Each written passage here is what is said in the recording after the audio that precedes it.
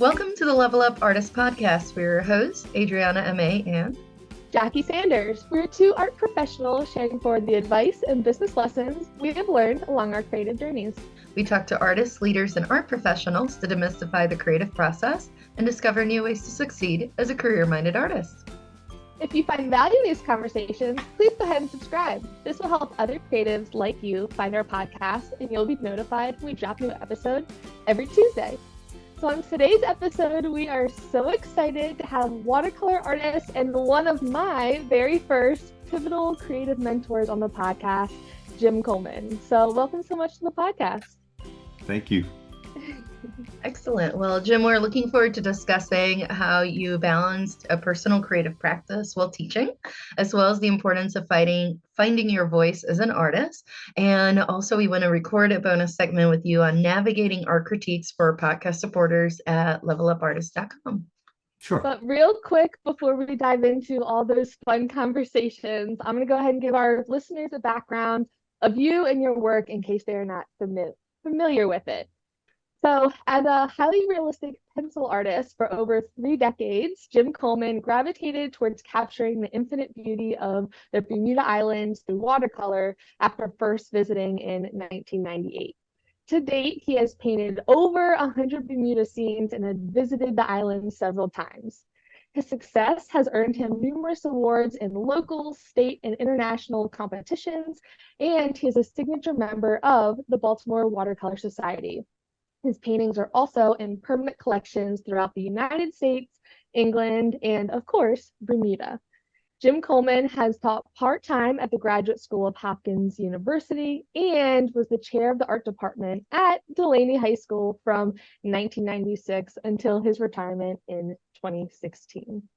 And of course, this is a formal introduction for our listeners, but in terms of your artwork, Jim, how would you describe it to someone who has never seen it before, especially keeping in mind that a lot of our listeners might be in their car while they're listening to this conversation? Well, keep your eye on the road then. Yes, please. Safety first.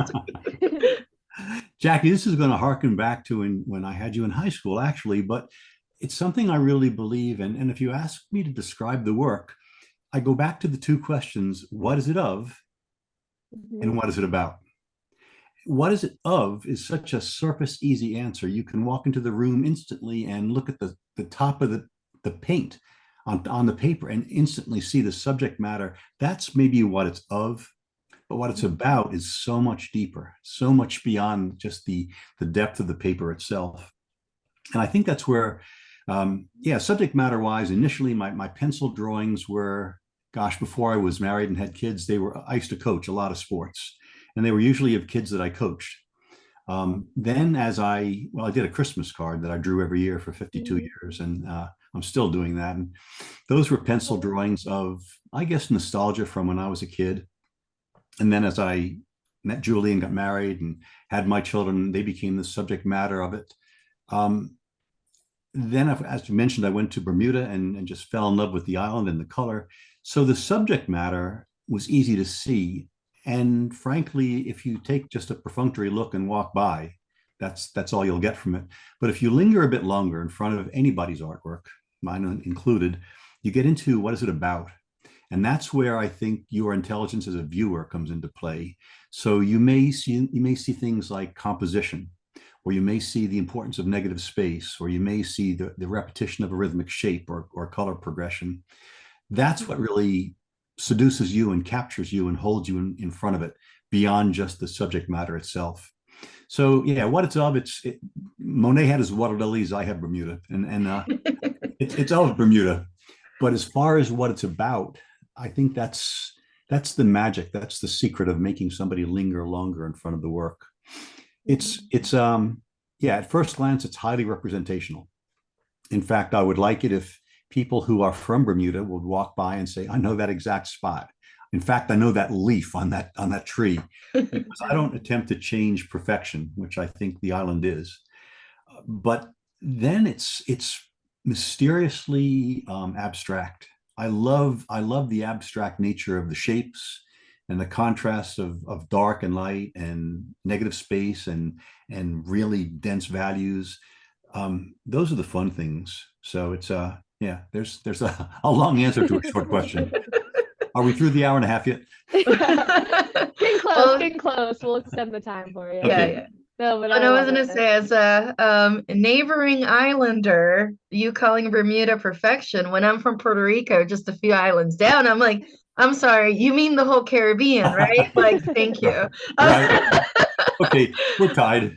Yep, yep, yeah. Same palm trees, same beaches. Any listeners from St. Croix will throw them into.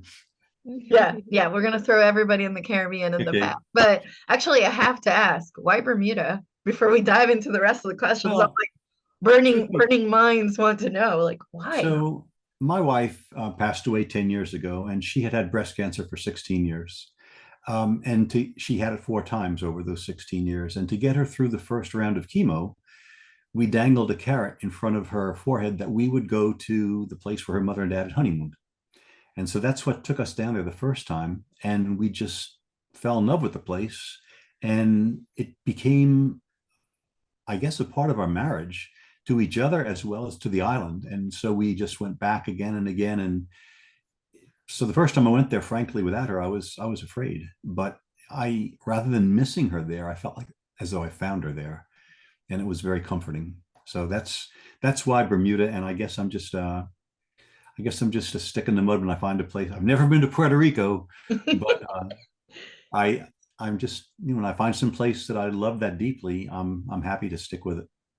Yeah, well, if you ever do, it's a short puddle jumper. Also, you could Gotcha. do a lot worse than Bermuda, let's be real. Like, what if Gotcha. that first meaningful location had been like, I don't know, the Arctic or something really expensive and really cold and hard to get to? So, great choice for the Thanks. record. Thanks. That was a fortuitous, great choice to go back to. So, excellent. All right, well, let's go ahead and dive in, Jim. Something I'm curious about is, when did you first become seriously interested in art as a potential career? Because obviously we all start, drawing and things like that as kids, but there's always like that division of this is not a job. But for you, when did that become a thing? I think there were 3 phases. And one really does go back to when I was a kid. I told my parents that I wanted to be an article when I grew up. That's what I thought somebody who did art was called. I wanted to be an article. Little did I know I'd That's be a so cute. podcast instead.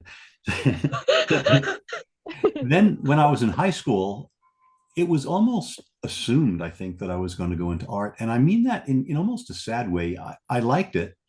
And as Jackie may remember, I was selected to be most artistic senior in my yearbook, which sounds fantastic until I confessed to you there were only 3 of us who took art. 3 guys, and you had a place somewhere. So yeah, I was the most artistic guy, but it was just sort of assumed in my singular yearly meeting with my guidance counselor that I'd become an art teacher. Okay, bring the next kid in for a conference, and I didn't fight it. I just kind of flowed with it. I went to New Paltz to college, upstate New York, and the blunt reality there was, I think there were 541 freshman art majors. 540 of them were better than I was. It was a shock beyond belief. Um, when I came down to Maryland to teach, I was so invested in teaching that I didn't even notice that I wasn't producing art myself for the first year and a half. And when I suddenly realized, hey, when was the last time you drew something? It hit me like a brick in the forehead. And I thought, well, why not? And the answer was clear. Well, you don't have any assignments. And then in the continuing conversation, thought to myself, so there's never going to be assignments again for you. Does this mean you're never going to do art again? And I realized, well, if I'm going to do it, I guess I got to give myself the assignment. And actually, it's not a lie to say that when I started teaching, that's when I really started learning, because you have to crystallize these unspoken thoughts that you have into words that come out your mouth. And it makes you think for the first time how to crystallize a vocabulary. And then I believed so strongly that I owed it to primarily my students, if not myself also, to continuing creating and practicing art. So I guess that's probably when I really cemented the idea of being an art teacher and getting a paycheck every 2 weeks. But at the same time, allowing the need that I had inside me to create to continue purely for its own sake, not for money or subsistence, just because I had to do it. Yeah, I absolutely Absolutely. love that. And honestly, it's refreshing to hear that, especially in the beginning of your teaching, and that now having been out of your classroom for many a years, that I think that's a big hurdle that a lot of artists go through, whether taking high school classes or college classes or grad school, then I feel like everyone, students have that point of, oh wait, there's no one telling me what to do anymore. And I think that's a really pivotal point for anyone's career, especially as an artist, as you may juggle a full-time day job with your creative practice, or if you are pursuing selling your work and making income from it, even more so of, okay, well, there's no one telling me this is due on Friday. I have to have it done by then because you're in control of your own schedule. So it's really refreshing to hear that, even as someone that I've always talked about as living a very creative life, is how I would describe you to people. Granted, I was a teenager when I had you as professor, but everything always felt very intentional and thorough and like optimistically romanticized when it came to the power that art can have in our lives. And it's been a message that I've carried with me even in my studio practice now. So, of course, thank you for that. But how did you then find that balance logistically, like work wise, with making your art as a full-time teacher? Because, of course, the life of a teacher has very extended hours. It's very demanding, and we love all the art teachers in our world. But did you ever struggle with that creative outlet for your own sense, not just from an assignment standpoint, but just the exhaustion of teaching art all day and then making art yourself? So the last point, it was never exhausting. It was rejuvenating, probably instead to actually spend time on my own art. But I've always found that to look at a piece of artwork that's finished and behind glass is untouchable. Literally, you can't touch the paper through the glass, and it's already finished. You don't see the process, you don't see the mistakes, you don't see the second guessing. And I guess I realized way back that it would be useful for my students to see work in progress. So I'd often work in the classroom while my students were working. And I would say, if you want to take a break and come up and watch over my shoulder, come on up. If you have a question, ask it, and I'll get to it as soon as I can. But that's where education becomes the responsibility of learning rather than being taught. That you have a moment and you want to come up and look over somebody's shoulder while they're working. So after my kids were into their projects enough, I would very often work during class time with them, and yeah, and allow them to be integral in the whole process. When I came home, when I was, well, before I was married, it was not a problem. When I became married, then I had obviously an obligation to share, the role around the house as a husband. When I had children, I found, I think, my appetite to make art diminished. And I think I saw it as, Michelangelo once said, my works of art are my children, and they may live a while. And I looked at it the other way, and I thought, so my children are my works of art also. And that's where I'm going to invest my time now. No guilt, because they were far worth it. And I always found time to do the Christmas card every year. That usually involved them, as I said. But yeah, there was a period of time where, I told you I used to coach a lot. And when I had kids, I no longer coached, varsity soccer or tennis or swimming and diving. I was coaching my kids. Same thing probably with art. It just was, let's play with the kids instead. And I wasn't consciously trying to create them, but they were my topper priority. There you go. There's an SAT word for you.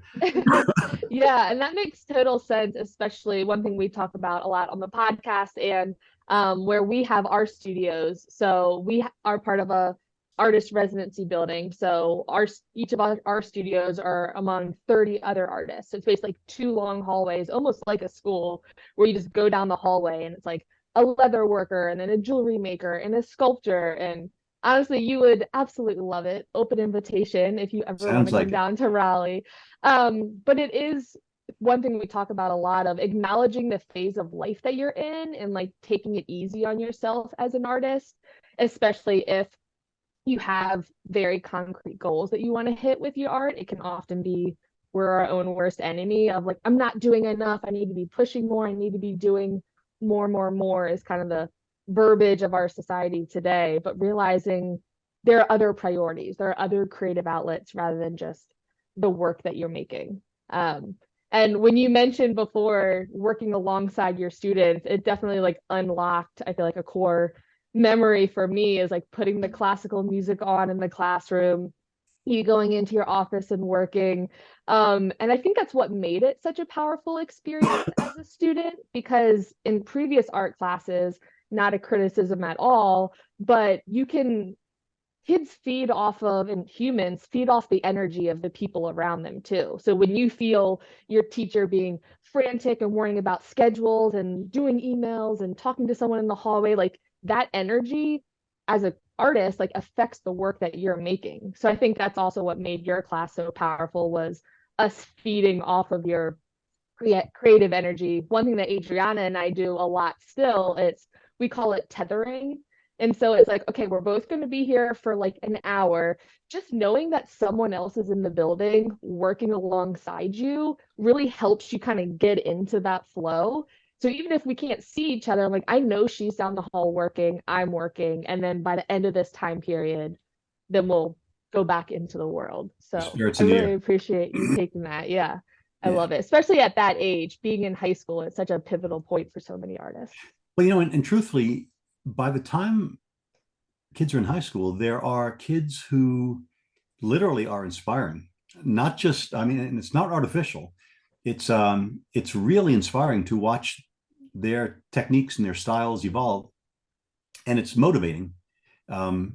It's nourishing to work on your own work, yeah, with that great music in the background, while you know that somebody else is doing the same thing, and you almost go into that sixth sense place where you're not even consciously thinking, and a half an hour later you walk over and look what they've done and think, darn, that's incredible. Look what's happened. I love that. Oh, and I was gonna say too, Jim, have you been to the Torpedo Factory? No, Okay, no. if you ever get a chance, I think it's in Alexandria, so hopefully not too far from you. In Virginia. But Art Space was modeled on them. So we're Oh, like a baby version of them. They have hundreds of artists on a converted, I believe it's a World War II torpedo factory turned into an art building. So you go in their studios. Literally, the whole thing is made up of studios and a whole wow. bunch of galleries. So we have the baby version if you're in our side of town too.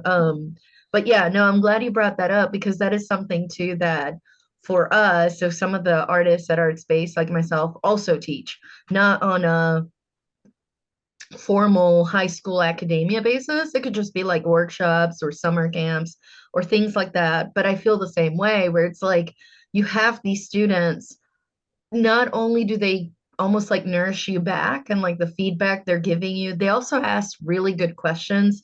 Coming back to a point you were talking about, crystallizing what you're trying to teach, where you just go, I never even thought of that, or that's a fantastic question and I'm completely stumped by it. And now I have to know, like, why, how, like, how did you even think of that?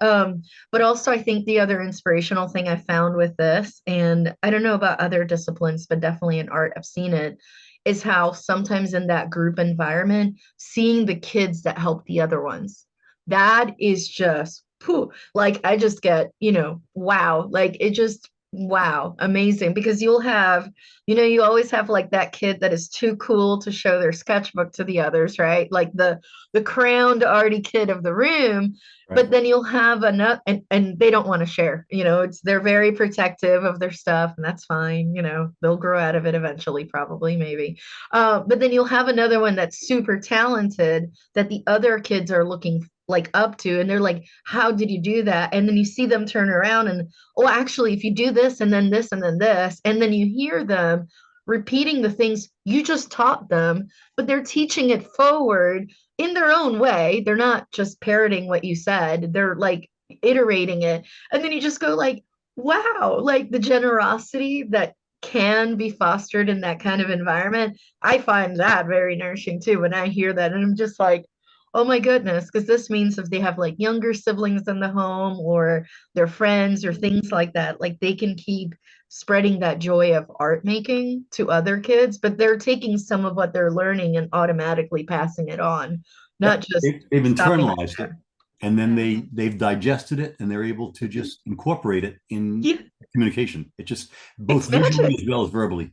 Yeah, it's absolute magic. It's I'll tell you, absolute when I magic. first started at Delaney, way before Jackie, way before you were there, there was a class called Art Seminar that was only a half year long, and it was for because you needed a full credit to graduate in the arts. It was for basically kids who were so petrified of visual arts that they only took the very minimal, and it was very often seniors who were up against the wall and needed the credit. So there was this one kid in the fall of the year, and I was teaching the 5 elements of art, the 5 principles of design, the 5 compositional formats, none of which I'd ever known when I was in high school myself. I mean, I think they existed on cave walls or something like that, but I wasn't aware of it. At any rate, I'm teaching the principles of design, and this one kid all of a sudden puts his hand up and very slowly he goes, so is it safe then to say that emphasis involves an interruption to rhythm? And I said, say that again. And he goes, so is emphasis like an interruption to rhythm? And I said, that's exactly what it is. It's how did you think of that? And he goes, I don't know, it just made sense. And I walked down and I said, you're moving into fundamentals. You're not getting out of here in January. You're moving. Yeah. And he was a senior. And I said, why did you wait so long? You got this Oh, great brain and you're thinking so well. And so my big thing is if you totally ace the SATs, big deal. So what? yeah. You memorized everything in the world, but all of that was already known. Mhm. Your job, in my opinion, is to add one new fact to the world that had you not discovered it, it would not exist. And this kid did just that. He put something together that nobody had taught him, nobody else had thought of, and he made the world richer because he let out this thought that nobody else had said. And that's the challenge in life is to contribute something, not memorize and regurgitate and repeat what's already known, but to create anything that without you would not be there.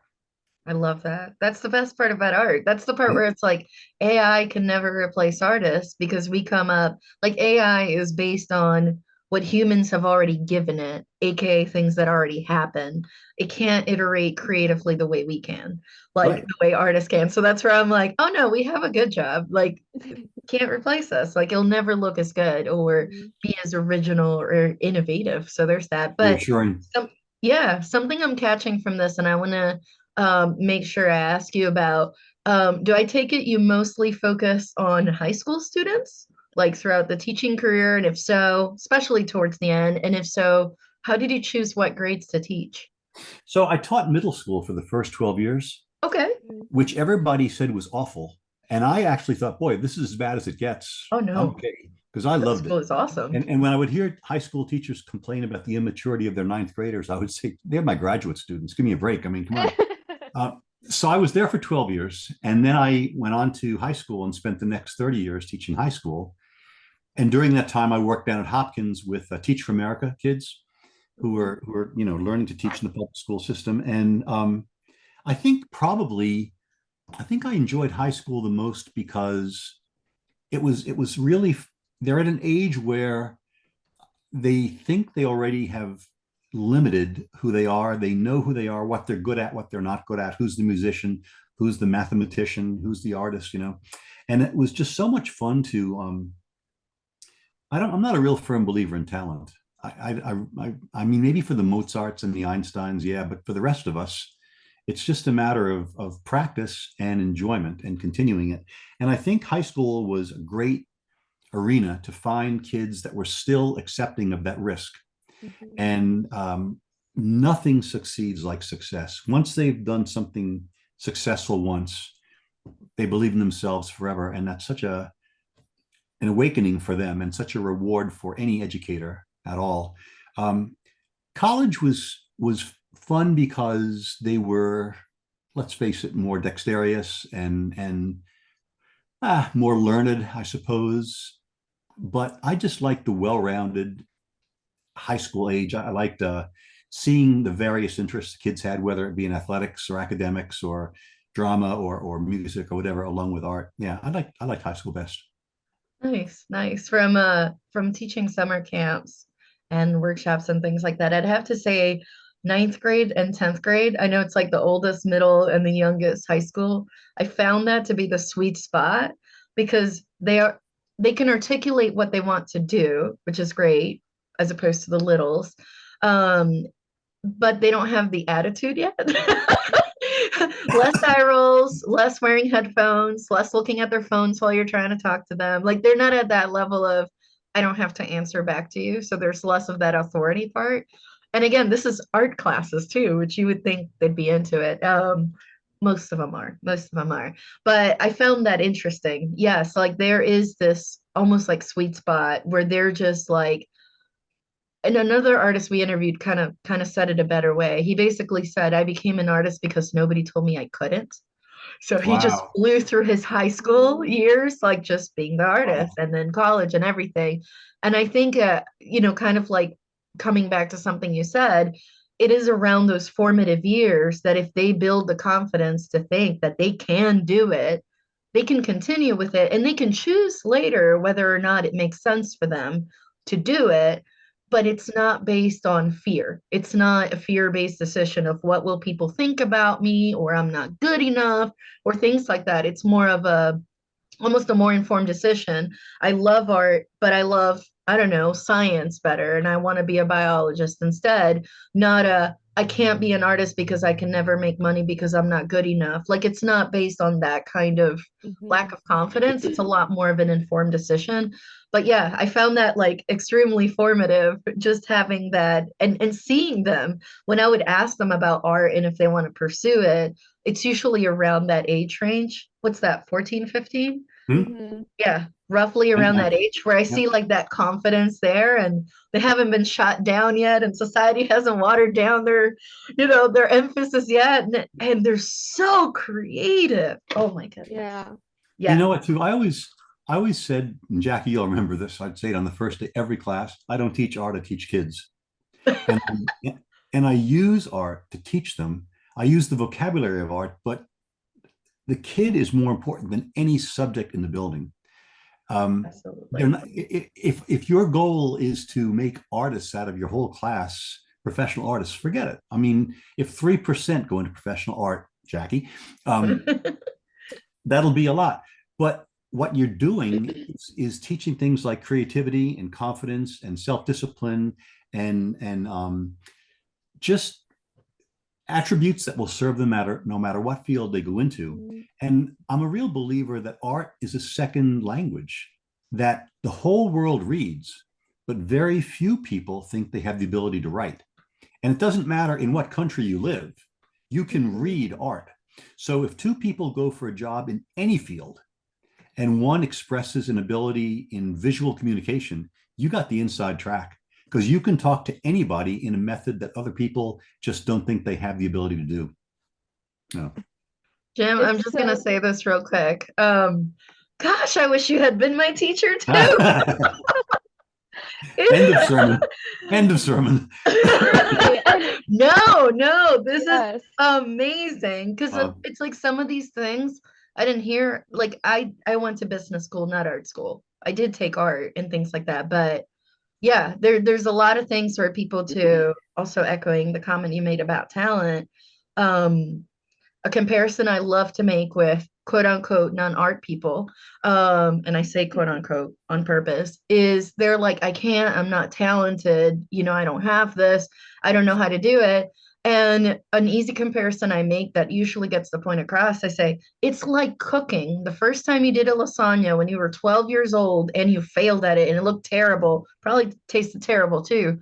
Did you quit cooking altogether? No, you tried something else but you kept going. And then if you're really interested in it, obviously maybe you turn into, culinary arts. That's a whole nother bag of chips. But it's not about talent, it's about, that effort you put in and the skill building that you do, and then reflection and trying to evolve, and like it's that intentionality with it and the time you put into it has really nothing to do with talent. Um, Yeah, anyways, thank you it's for so that. true. Yeah. Sure. Sorry, I lost my track No. where I was going with it, but I'm like, oh my gosh, I could not say something about this. I just wish everybody could hear this, especially Yeah. when they're growing up. Of like, no, you can. Uh, And to Adriana's point, I mean, she's heard years of many lessons that would take well more than an hour of things that you had taught me to that point of, yes, about the arts, but so much about life that I feel so thankful to have had you as a mentor, which is why when we were talking about podcast guests, I'm like, the world needs to hear all of these wonderful stories that you have and lessons. well, thanks. So I appreciate you taking the time for today's conversation. Sure. Um, because again, like I feel so fortunate to have had a professor like you at such a pivotal point because I felt like I growing up was always known as that creative kid. And like when you're in elementary school, like, oh, she's a little artist, little artist. But I never felt like I could really call myself an artist until I was in your class. Because for me, it wasn't so much that I thought I couldn't do it, but I felt like I needed permission in a sense, kind of like the student that you talked about that was in the basics art class, to where then you need those teachers to tell you, like, I see this in you and this is worth pursuing more. Because I feel like everyone's different, but students either have that, oh, unless someone tells me I can't, I'm going to go after it, or you kind of need someone to see that in you in order for you to have confidence in yourself. And I feel very thankful that I had an amazing mentor like you and very supportive parents to where they said, yes, we know you're going to do great things in life, but be a major in college that you know you're going to love. They actually convinced me out of architecture and into studio art Wow, because that's something. yeah, which back in 2011 was not a very popular opinion by most parent conversations. But they said, like, your true passion is art. Like, figure out the logistics later. They also know I'm a very type A structured person. So they're probably like, she'll figure it out eventually. Not too worried about it. But having that magical pairing. And so we're just glad to have you on the podcast to talk about that to other emerging artists who may not have that mentor in their life. Because especially as an emerging artist, I think finding your voice as an artist is a big thing. And one that you were so great about nurturing in all of us students in our AP classes. Which, for those who don't know, if you're in high school developing an AP portfolio, you have to submit a large body of work, write artist statements. And it really, I feel like, gets you ready for a college application, essentially. You're applying for college credits. But without a great mentor, that could be a very hard process. So, what advice would you give to young or emerging artists who are maybe struggling to find the meaning behind their artwork or the voice that they want with their work? So I think when I was in high school taking those art classes, I was so not distracted, just obsessed, I guess, with the word style. What is my style? It seemed to me like I had to have a style. I had to know what it was. So, if I worked on paper for 2 consecutive projects, there's my style. I'm a paper artist, or if I used a pencil, I must be a pencil artist. And I never did any 2 things in a row that were even remotely similar to each other.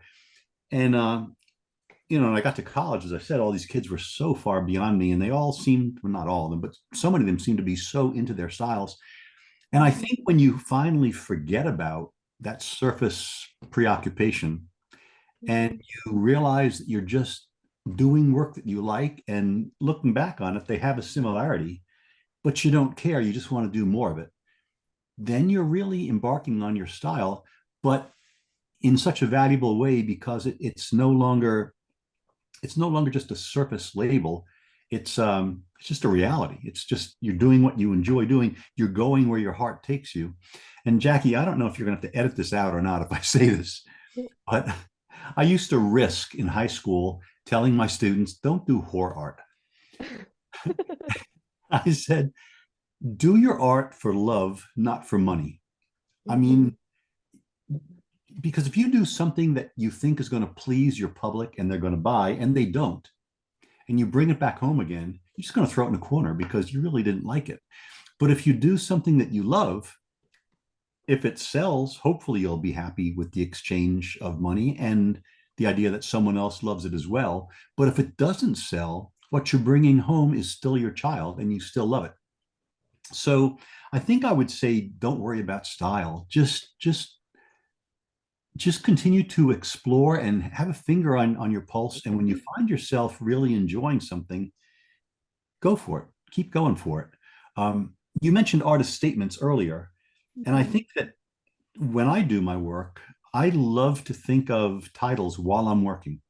And I'll actually write down vocabulary words in the border of the paper that I think I want to use.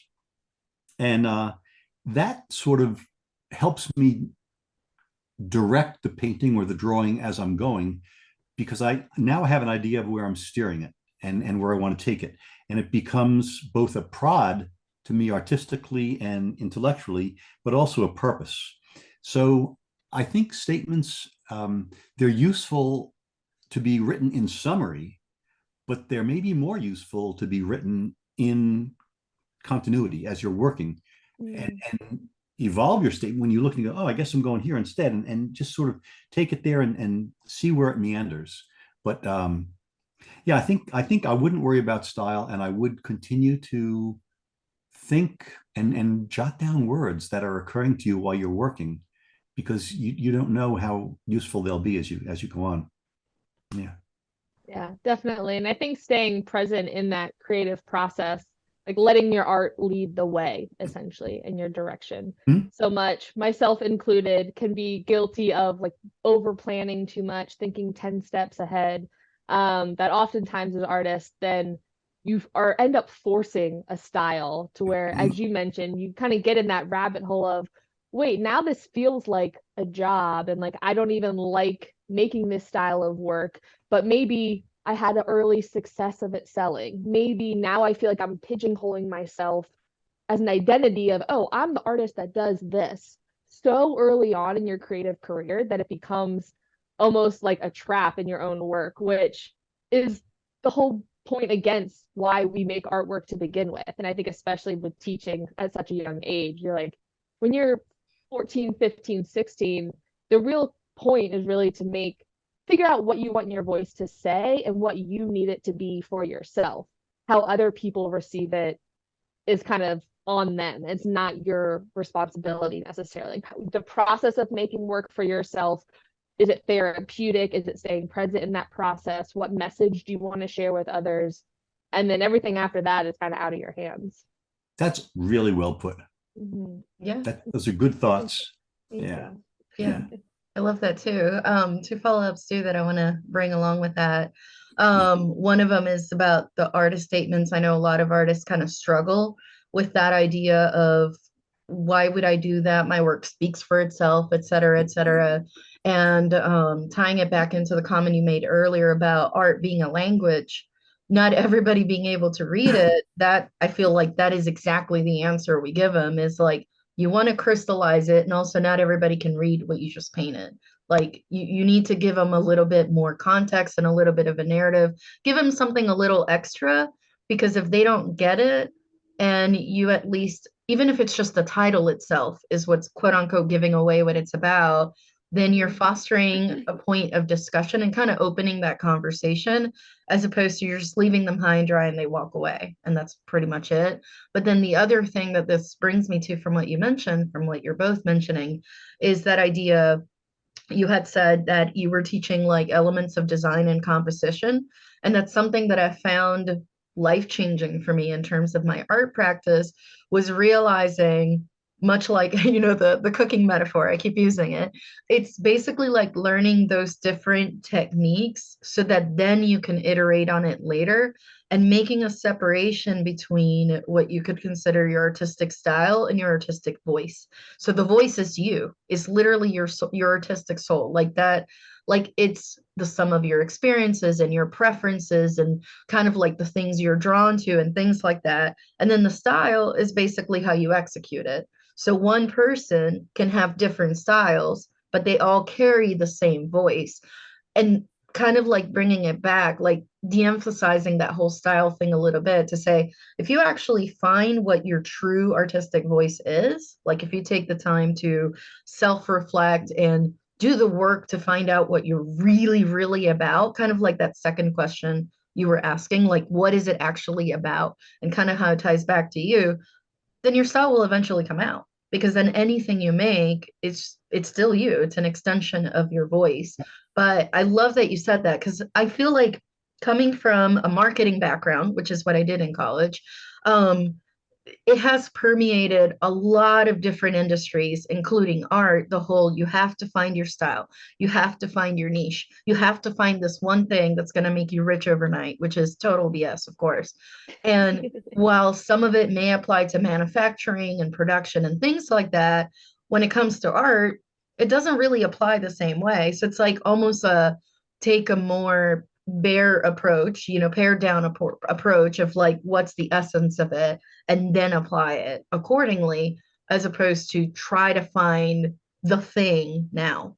I don't know. I feel like, I don't know. It's a I lot wish of there's pressure a to put way on through yourself. schools where it's like, stop trying to find your style. Like, that doesn't matter. Like, experiment, do everything, try every medium, try every style, like, try every time period. It doesn't matter. Copy the masters. Who cares? Like, you'll eventually find the thing that, like, Yes. just gives you the warm fuzzies, but not what is popular on TikTok. That's not going to help you at all.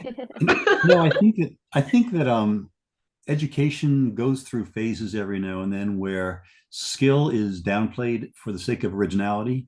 And I think my philosophy in teaching was skill is an important first step. So in fundamentals, for example, I was big on skill and low on originality with the kids. And as the years went on through the subsequent art classes, I didn't need to teach skill because that was already embedded both in vocabulary as well as in manipulative skills with their hands. But I think that without skill, it becomes frustrating to try to express your originality. And there's definitely a worth to it. When I was in high school, I remember distinctly this experience where um, my art teacher came around and patted me on the back and he goes, nice abstract work, keep it up. I wasn't trying to do abstract. I was trying to be representational and I couldn't do it. I wasn't good enough to do it. And I thought, you didn't even ask me what I was trying to do. Um, we can all reach our own backs and we can pat our own backs.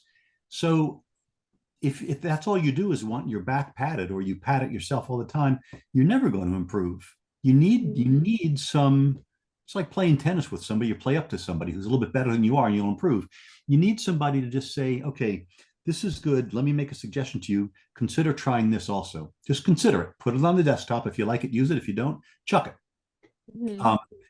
But I think skill is very important to give kids. I think kids know when they're BSing you and when you're BSing them, and you're saying, oh, that's really good. And they know it's not. They want to know, how can I make it better? That's why I'm here. How can I make it better? Yeah. Yeah. And that is definitely one thing that I feel like, to that note, one thing that I distinctly remember you telling our class, I think it was probably earlier in the semester, talking about there's no one thing that you could teach us technically that would like change our entire world. But concepts that we would be exploring, the voice that we would be discovering in your class, those are things that are going to take a lifetime to keep unpacking. And I've thought about that so much over the years, and it's so true. I mean, a lot of the work I still make today originated in your classroom. I still have the notebook from that class, to where it also was very refreshing in that it kind of gave me permission to know, okay, I'm not thinking just as my art from this class. This is just the start of the lifetime of what I'm unpacking. So like if this one drawing is not perfect technical precision, that's okay, because the next one's going to be better, and the next one, for not just 3 months of the semester, but for the next 60 years that I'm going to be making artwork. So it kind of was great in terms of giving permission to and focusing more on the concepts, which, not surprisingly, that's a huge focus of my creative practice today. It's concept first, and then how do I want to execute that? because another metaphor that I definitely know I've talked about it on the podcast and told it to many artists at Art Space, where they always have like a mind-blowing moment to this point that you shared, was kind of that balance of what do you want your work to be, and that balance of, okay, you can have a technical goal but also a conceptual goal for your work. But that risk of, there's many times artists, if they get praise for a piece that they make or a style that they have, maybe that wasn't the goal of what they were trying to make, but then if someone praises them, they say, oh yeah, that's totally what I meant to do. Yeah. With that analogy of, okay, there's two ways to get, which you may remember this, there's two ways to get a bullseye on the dartboard. You When can do you throw the either dart? you can either throw the dart at the dartboard and see where it lands, or you can throw the dart at a wall and then draw the circles around it. And I tell that to everyone that I meet, and it really, I think, crystallizes that idea of, okay, are you just saying this is what you wanted because this is Where it what wound up. you made? Or was that really what you're going for? And I think a lot of time as artists, it's a balance between the two, right? Like we're always evolving. Another message, again, this could be like a soapbox of all the lessons I've learned from you, is you're never going to make every piece of art that you ever think of. Like we're all going to leave this earth still having 10 pieces of art that we're in the middle of and that we have in our head that we want to make one day. What is that? Yeah, which is again, it's a more of like a liberating feeling of like you're not falling behind. It's just part of the process. Jackie, do you And remember I'm sorry for cutting you off. you're good. Go ahead. The sketchbook. I remember the first year I had this idea. I went and bought like 20 sketchbooks for all my AP kids. And I told them that I was going to be giving them something very valuable today. I was giving them each an iPad. And everybody was stunned. And I said, but it's not spelled IPOD or IPAD. It's spelled EYEPAD. It's your iPad. It's your sketchbook. It's going to be your Yes. iPad. And then I put a note in the front of it for each student. And this is really neat too. Thinking back on my teaching, I remember that I spent a great deal more time asking kids questions than giving kids answers. So I go around and say, okay, which do you think is higher? Do you think point A is higher or point B is higher? Look at the model and you tell me which is higher, A or B. Which is more to the left? Which is lighter? Which is darker? And it brings me to the titles of all of your paintings. They're all questions, and they're open-ended, but they also force the viewer to become involved, as opposed to you're saying, hey, this is a painting of the shore in Bermuda. Big deal. We can all see that, but asking the questions, I think, is so much more important. The more I taught, the more I realized it's not about me. I don't even know, disclosing experience and artistic intelligence that I may have. It's more about I've had my time. This is about my students discovering. And so if it takes them longer, or if they meander on the way to the conclusion, giving them the solution is just it's a bastardization of their time in the classroom. It's just a waste of time. You want to have them think and realize that if they can find the question, they know the answer. It's the question they've got to find. Mm-hmm. Oh, I love this so much. I can't even. So many mic drop moments. I love it. I will say, if I told the high school students I've taught before that I'm giving them an iPad, IYE, I don't think that would go too well. But I do love that idea too, because that's another life-changing once you realize, kind of bringing it back to art being a language. Every language has rules, Right. essentially, right? And you choose what you follow, what you don't. But if you want to convey your message across, you have to at least know what the rules are and then go from there. And it's this idea too of like one of the most valuable, pieces that an artist can have in their toolkit is self-critique, essentially. And self-critique is questions like what's the temperature of this painting? Is it a cool painting? Is it a warm painting? What's my value range? Do I have enough darks versus lights, and are they next to each other? Is there enough difference in this work, or does it look all the same? Like, what do my four corners look like? And I've always found that to be so absolute. I don't know. It was like life-changing, mind-blowing, etc. to realize, no, there is there is guides for this that anybody can access. You can watch YouTube videos on it. Like you don't even have to pay for this. You know what I mean? And it's just realizing like if you take the time to build those skills, then you can just do about anything essentially. But Right. it's not just about where's the shortcut. There is no shortcut. There is no shortcut. Or if there is, it's not worth taking. No, That no. was something else I would tell my kids. If it's easy to do, nobody's going to respect it. Yeah, I remember, my gosh, back in the 70s when I was first teaching middle school, and kids go, "This is too hard," and I go, "Oh, let me get something easier for you." And I would get out. Back then, there were dittos. And it would be a ditto of a sailboat in the ocean, and I would have the word blue in the sky and the word red on the hull of the boat and the word white on the sail. And I'd get out a box of crayons and say, "Here, this is going to be a lot. This you'll be able to do. You just enjoy doing this. It's real easy. Here, color this in. No outlining. Don't go out of the lines and color all in the same direction. And please don't peel back my crayons because I want to put them back in the box with the good points still on them. When you're finished, we'll do one of these every day. And on Friday, we're going to punch 3 holes in it and we're going to put it in the binder and you can take it home and show mommy and daddy what you did in art this week. Won't you be proud?" And it was Yeah. such, you want to do something easy? Here. Nobody's going to like it. Do something hard. Do something that other people think they can't do and show them you can. Yeah. And also showing yourself that you can. Like, I think that's the big thing too, proving it to yourself, like prioritizing the time for your art, for your investment. And I think that's also a pivotal point that, I mean, one of the many lessons that being an artist is proving to yourself that this isn't okay, I'm gonna try a skill and then 2 weeks later I'm gonna master it. Like your sense of timeline in terms of skill development, at least for me, like was really elongated at that pivotal age when, especially in school. I mean, I have a nephew who's 7, and so even seeing him, okay, like this isn't something you're gonna pick up in 20 minutes and then be a master at and you can make a YouTube video on it. Like this is going to be okay, like every week you're going to have to practice this.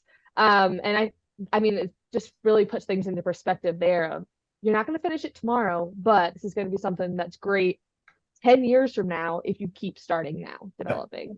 Yeah. Man, which I know we've covered a lot of different of these life lessons, these pivotal moments being a professor. But Jim, I was curious if there was one favorite assignment or lesson that you taught as a teacher, and why was it your favorite? So I grew to use the word challenge as opposed to assignment. I didn't like the Mm, word assignment because it sounded something from the outside to the inside, whereas a challenge came from the inside. And I like that better. I think mm, I believed so much in the revelation of blind contour drawing that the whole idea of just concentrating beyond anything you ever had before in your life and how you could literally follow that proverbial ant along any edge and draw anything. Yeah, would the lines be in the wrong place because you weren't looking at the paper? Sure. But were they right lines? You bet, with more detail than mm, you ever had. So I never taught a single class in 42 years without teaching blind contour as part of it. mm, But I think one of the most salient experiences was the first critique in fundamentals of art, because it was something the kids had never had before. The teacher decided what was worth an A or a B or a C, and all the A's and the B's went up on the board. And if yours didn't make it, you obviously stunk. And you didn't learn anything from it. So I don't know, Jackie, I'm embarrassed to ask you this, but I don't think I had you for fundamentals, did I? no, I no, didn't I think didn't have you until I believe it was Studio One. So one. like the Yeah, first that's what I AP. thought. Yeah. So what I would do with this, the project was a composite design project, and it began with blind contour and then controlled contour drawing, very realistic, and then it evolved into abstract or compositions based upon these drawings with them overlapping and discovering different ways to form new shapes. And it was essentially you couldn't fail at it. You couldn't not get something successful. There were so many ends to it. It was so open-ended that it wasn't a problem. So on the day that it was due, I would have the kids come in and I'd say to them, okay, so suppose, and I would use the principal's name, the big honcho in the building. Suppose he came in here and looked at it, he goes, "What are these?" And you said, oh, mine is based on a compass, or, mine is based on a stapler. And he would go, I don't see any stapler. You must be terrible. And so what were you trying to do in this that was not represent? What were you trying to do? And I put a list of criteria from them up on the board, which they had been aiming for throughout this whole project.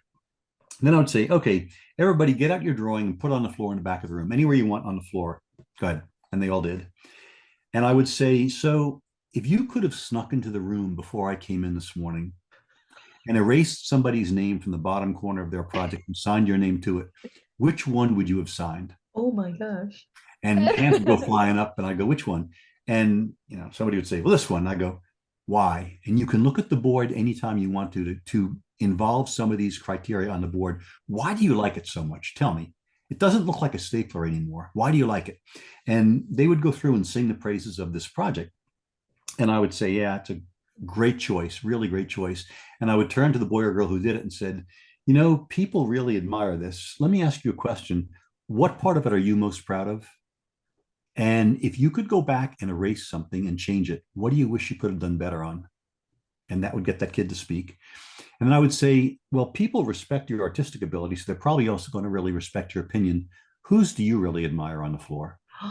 And that kid would then pick a second piece, and we'd go through the same procedure, and then a third piece, and then a fourth piece. And before they knew it, they were all talking far beyond just, I like that, or that's good, or she did good on that. They were actually conversing about it. And they were finding that without their explaining or defending their work, somebody else was getting out of it what they had hoped they would. They had communicated these concepts visually without having to say, look, I did asymmetrical, or look, I did, proportionate overlapping, or something like that. They just, it was a really growing experience. And then I said to them, now we're not talking about a person here. We're talking about a piece of paper.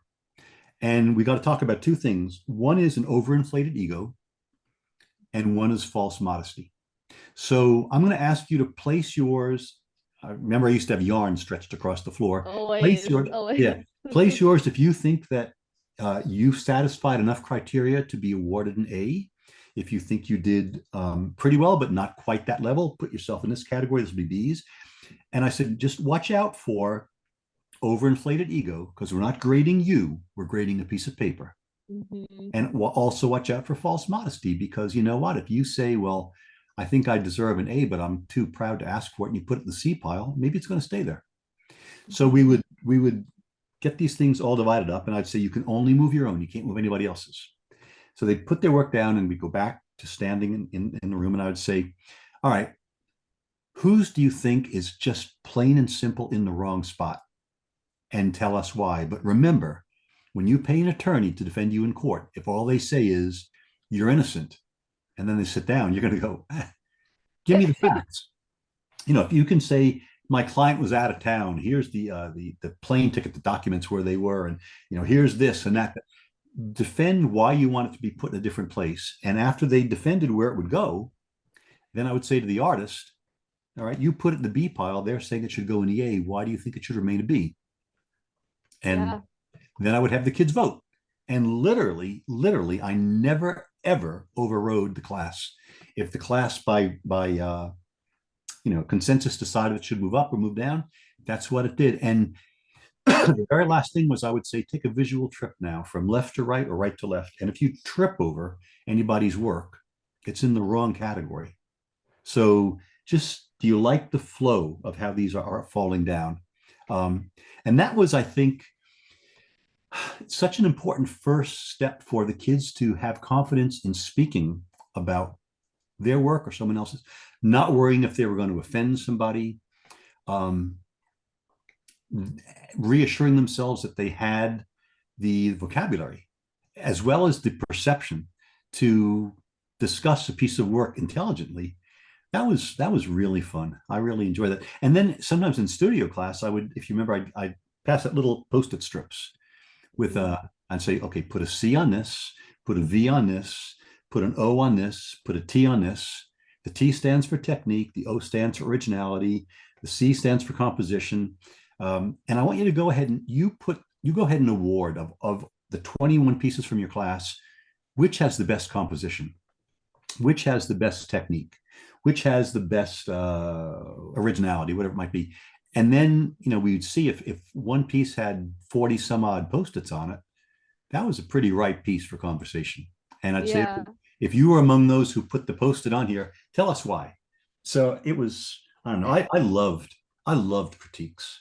I loved it. Yeah, and I'm so excited to dive into that more for our podcast supporters after this, because that is one thing as especially a young artist, you made critiques very approachable because they were simply conversations about our work, which was a very new concept as a student, where like you walk into the classroom, you sit down, you listen to, like in other classes, in history class or math, you just listen to the teacher speak and then you do your independent work. Like my math problem doesn't necessarily want to reflect on the math problem that so and so is doing 2 rows away from me.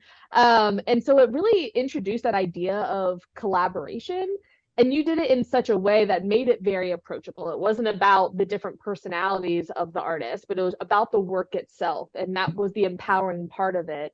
And one thing that we talk about a lot on the podcast is the idea of community over competition as an artist. Just because your work maybe got an A doesn't mean that mine has to be a B or has to be a C. They're just different in different ways. And so, yeah, I absolutely love that. And I always remember having that string out there. And it's definitely something that I brought to critiques, even going into college. You could really tell which students had an environment like the one that you made in high school, where they were open to critiques or didn't take critiques personally, versus other students who were like always very quiet, didn't know how to talk about other people's art. And so, yeah, that was definitely a very valuable skill. And another one that I want to touch on before we dive into some of our final questions is one that I've always thought about, which I don't know how long you did it for, but you gave us assignments the first day of class that were due the last day of class. And again, I think it was one of those, you really just trusted the students. And it was definitely one of those like growing up type pivotal lessons of like, I'm not going to baby you. This is your assignment. It's due the last day of class. All of you are here. We have a head count. You all checked in. I am never going to mention this assignment for the rest of the semester, and just come the last day of class. Even the second to last day of class, we're like, oh, do you think he remembers it? Like, he really hasn't mentioned it. Like, he probably forgot, whatever. And then show up to the last day of class and everyone had their assignments. And we talked about it. It was that element of like personal responsibility. Yep. And also now years later, the skill of you have to be proactive as an artist. And one of our assignments was you have to apply to at least like 2 open calls for work, whether an art contest, Right. an exhibition, Right. where like you're always looking for exhibition opportunities, open calls, this, that, while in your creative process. So just instilling that, oh, this is part of my role as an artist, or can be if you choose to make it part of your creative life, has definitely been one thing that I'm like, I feel like every teacher should do that, especially for like the junior, senior high school age of Encourages them. no one in college is going to be holding your hand, making sure you do assignments. Like they tell you it's due, and then if you do it or not, it's up to you. So You know what, that's Jackie, to just go been one back that to stuck with when you were me. talking about grading, Mhm, if you've ever entered an art contest and won a ribbon mhm. or whatever, the ribbon is fine. But what I want to know from the judge is why did I get it? So anytime I judge an art show, I always make a point of, yeah, we're going to give a ribbon, but I want to tell the kid in front of everybody what it was about the work that made it so valuable, because the ribbon stands for something. In itself, it's valueless. There's nothing to it, but it stands for something that you saw. And I always like to know what did you see that made my work qualify for that, or what did I see in your work that I admired so much? Yeah, that was so. It's the same thing with, getting an A. Yeah. Try to go get a job and say, but I got an A, and somebody's going to say, well, yeah, but what can you do? I mean, why did you get the A? Well, I don't know. I just got an A. It Right. doesn't mean anything. it's just like a GPA when applying for jobs. Like, okay, that's fine, but like, do you have the skills to back it up? What's your work ethic like in the workforce? Like, Right. yes, like GPA is great, but blue ribbons are great, but what does that actually mean when translated to what Yep. you are showing up as? Yep.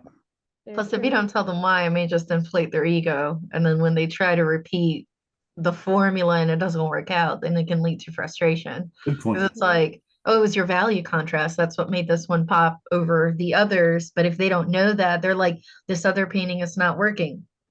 Well, But I because always get an A. Right. exactly. But yeah. Plus, it's so subjective. Like one juror might say it's great, and then you apply to something else and they decline you, even if it's Yep. exactly the same painting that you got a Yes. ribbon for before. So Yep. so subjective. But Jim, a question I'd like to ask you is like for fellow art educators out there, whether they're doing it in the more formal setting or informal workshops, things like that, what advice would you give them when they're trying to teach younger artists, so not adults? How young? Say, I don't know, middle school, high school. Um, I think part of it goes back to what we talked about earlier. Just yes, teaching skill, um, relieving them of the fact that they really did not, they were not absent the day that talent was passed out. There is no such thing. There is no such thing. You want to get good at something, you practice. The more you practice, the better you're going to get. The better you get, the more you're going to enjoy it. The more you enjoy it, the more you're going to want to do it. And it just breeds itself. I think art is, you almost have to work hard to make it not enjoyable. It's innately fulfilling and joyful. If, my gosh, if somehow a teacher figures out how to rob the subject of that, go jump off a cliff or something. I mean, it's such a innately enjoyable thing. Sometimes for some kids, it's the only oasis in the day where they can come in and not have to say that the square root of 9 is 3 and only 3. Mhm. They can express themselves and be right but different from somebody else. So don't destroy that. Don't, Picasso said it took him 81 years to draw like a child. And don't destroy that innate joy that's there. But by the same token, feed kids increasing skill challenges so that they then have additional weaponry to produce, to give birth to their thoughts visually, so that they're satisfied with the level at which they're able to share their thoughts. It all sounds very abstract, but and I don't underestimate kids. Kids, don't water stuff down. Don't insult them by meeting them at their level or lower. Bring them up because they can handle it. They've been abused probably and underestimated for so long, or coddled. And yeah, everybody likes to be able to say, this was tough, but I did it. Mhm. So, Oh, there's a lot of value in that. That's yeah, something I've noticed teaching the youngins. It's like they're at so many different skill levels, and on top of that, different learning styles. It's like you got to teach them how to fish. Don't tell them to go get the outcome. Teach there them you go. what makes the outcome potentially successful, and they can always try again. It's It's a just great art. quote, isn't Like it, about it's not fishing? life saving. It's not heart surgery. Like it's Right, okay. Take right, the pressure off. Try and try again. right. Um, Excellent. Well, next up, we like to ask all our guests, Jim, about how they define success. But first, we're going to put in a quick word from our sponsors. This episode is brought to you by the Level Up Artists business community. This ever-evolving membership values community over competition and growing connections with fellow creatives who share the same goals and challenges as you. Life as a modern artist can be both exciting and overwhelming. Art school or self-taught, emerging or seasoned professional, there's a lot of information out there, but what do working artists actually need? Other industries have continuing education programs for their professionals to sharpen up their skills and stay up to date with the systems, technology, and tools needed to succeed. And we believe that artists should too. We've spent countless hours of trial and error weeding through tons of information to find the gold and creating sustainable systems that actually work so you don't have to waste your time going down endless rabbit holes. We are passionate about exchanging ideas and sharing resources with fellow career-minded artists about the business side of art. From artist documents and exhibition prep to templates and tools to help you work faster and smarter, our course modules cover everything from social media to technology and sustainable studio practices too. Ready to get started? Head on over to levelupartisthub.com to learn more, get immediate access, and level up your creative career today. Welcome back, everybody. So Jim, we're going to go ahead and dive straight in. How would you define success as an artist? I think any artist probably defines success the same way, whether they admit it or not. I mean, yeah, it's nice to have a big bank account or something like that, but has it fulfilled what your goal was? Do you have a sense that you're proud of what you gave birth to? It's probably that simple. I think, and I think also, believe it or not, if it's successful, it should have whet your appetite to do more. It shouldn't be an end stop in itself. I think those are probably my two feelings about success. Yeah, I absolutely love that. And when we were talking before we recorded, talking about how one of the assignments that we had was, okay, take all of the work that you've made this year and then rank it on how you define success as an artist. I think, again, a common thread that we're talking about is building up the young voices of artists, but also how do you self-critique? How do you self-define what success is? And just because this one got the most print sales or this one got the most accolades or award doesn't mean that's the most successful piece to you as an artist. And each of them have such a pivotal role in your world. So I absolutely love that. Now, sometimes I think if I would say to kids in the senior art shows, I used to ask this question every time: if there were a fire in the building, if you only grab one piece and get out, which one would you grab? yeah, That's probably your most successful piece. yeah. And typically it's the ones that you've slaved over. It's not necessarily the one that magically happened over the night. It's where you discovered something, where you learned about yourself, those pivotal pieces. Right. And I love that. So what is one piece of advice that you wish you personally had heard before you got started on your own creative journey? Don't worry about style. That would be it. Because I was so distracted by that. It was like I was looking down the wrong road. I wasn't even looking down the road I should have been. Don't worry about it. It'll come. It'll come with the pleasure of involvement. Love it. Love it. Absolutely. And Jim, if someone randomly hands you $100, what would you splurge on or invest in?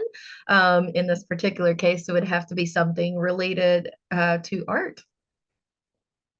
So two things. I never realized that watercolor brushes wear down when you're working on rough paper. I didn't know that.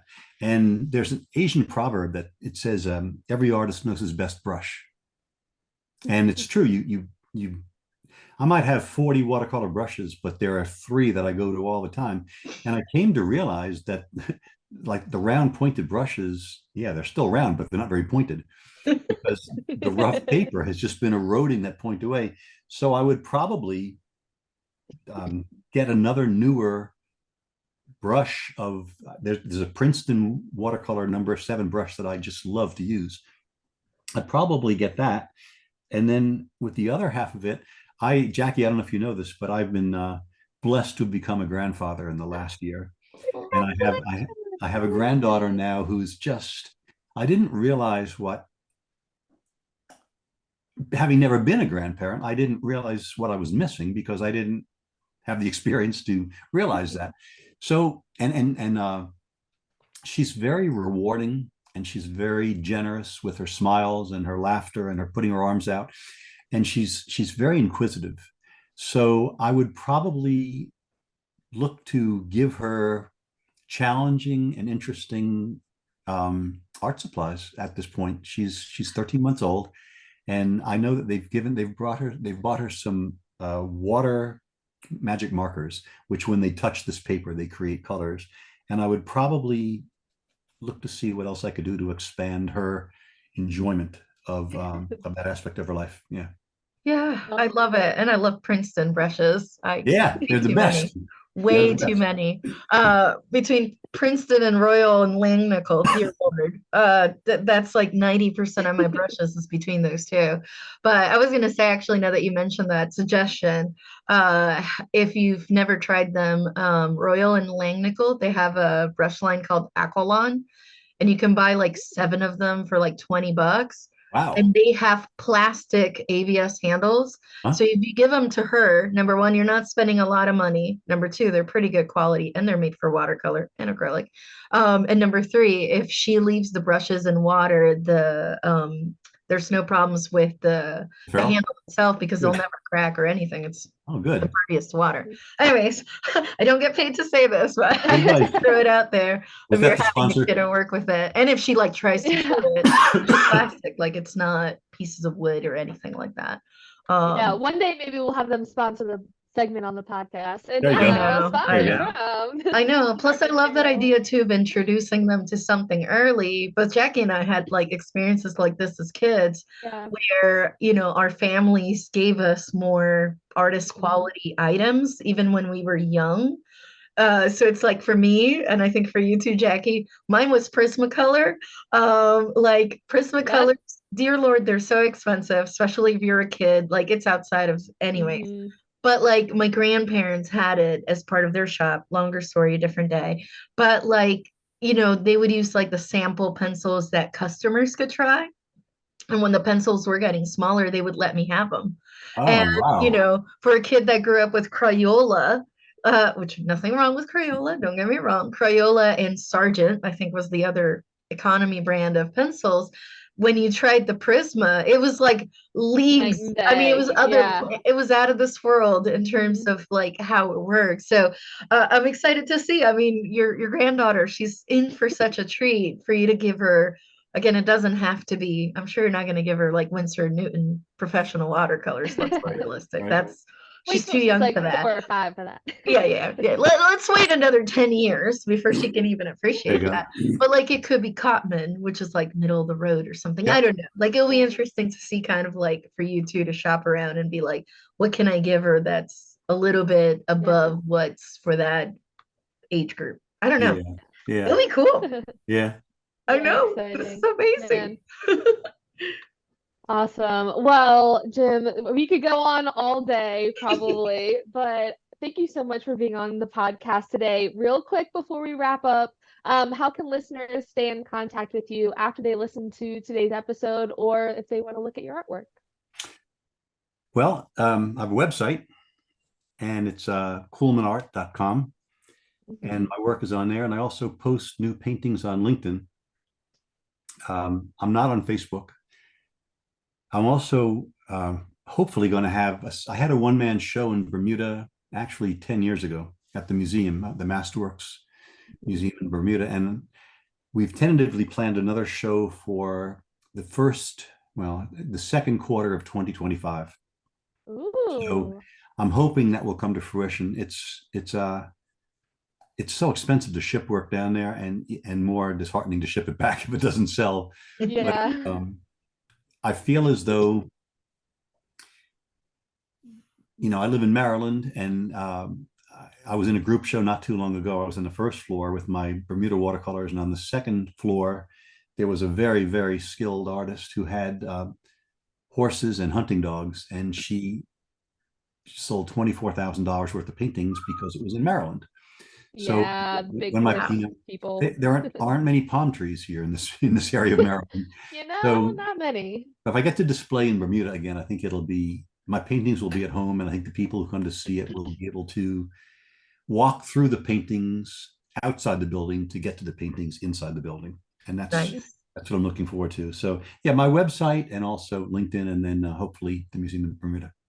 Perfect. Well, we'll make sure to link all those things in the show notes for the episode. Thanks. And of course, would you mind staying with us a few extra minutes so we can discuss navigating art critiques on a bonus segment for our podcast supporters? Sure. Absolutely. Thank you. In the meantime, if you want to stay connected with us in between episodes, share your feedback, or have a question you would like for us to answer on the podcast, you can reach us through social media. I'm at MART across all platforms. And I'm at J Sanders Studio on all platforms. And if you want to follow the podcast, we are at Level Up Artists on Instagram. You can also visit levelupartisthub.com to hear the rest of this conversation and become one of our podcast supporters. Yep, this will also give you access to amazing off-the-record conversations with other guests, the artist community platform, and it helps to keep the podcast going. Thank you so much for listening. We'll talk to you next week.